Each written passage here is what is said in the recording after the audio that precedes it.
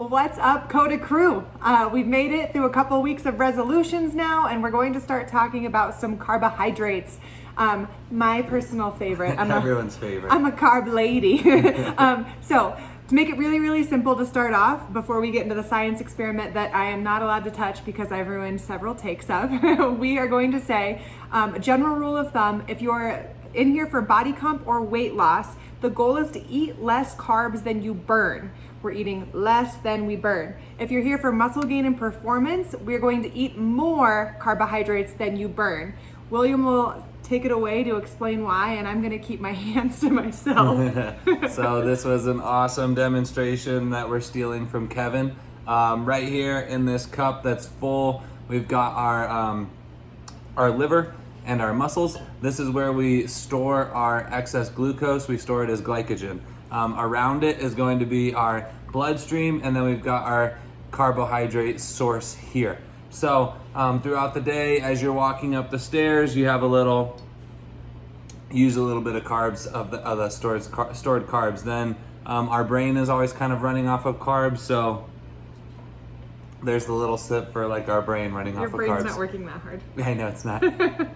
But then we go to Coda and we hit a really hard workout.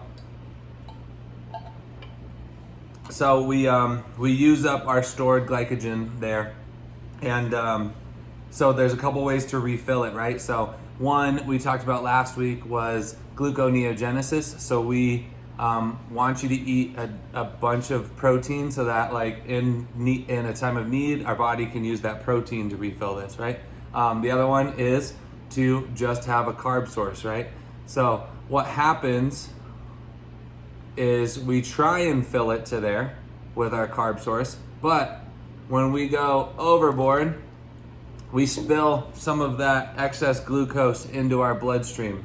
So when we have that excess glucose in our bloodstream, that is when we release insulin.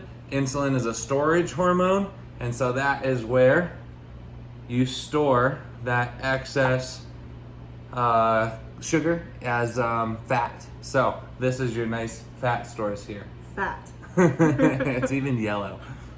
So then you go through your day and you start burning more, and then you go hit a huge Coda workout, and then you're also eating a bunch of protein and dietary fat to start your day, right? So when you eat that protein first thing in the day, there's a parallel hormone called glucagon that is secreted in the same place as insulin, but it actually is your burn hormone. So it goes in and actually takes that fat in a process called lipolysis, and it can create carbs out of that stored fat. Sorry, getting a little messy here, but you can refill those glycogen stores with that stored fat as well. So that's what we're going for with this week. Body comp to refill this, almost there. We're gonna have body comp going for 0.5 to 1 gram per your goal body weight. So my example is my goal body weight is 200 pounds. So I'm either going to have 100 to 200 grams of carbs this week. But for every workout that you hit, you are going to add 0.25 grams per body weight per workout that you hit. So if I hit extra workout during the day, I'm also going to add 50 grams of carbs. So 0.5 to 1 gram per goal body weight plus 0.25 grams per body weight per workout for body comp. And then for muscle gain, you're going 1 to 2 grams of carbs per body weight. So I'd be at 200 to 400 grams of carbs plus the 0.25 grams per body weight for every workout.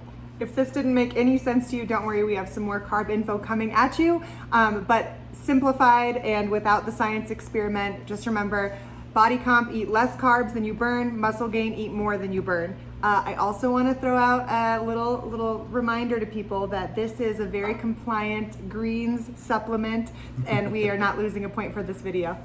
See you guys.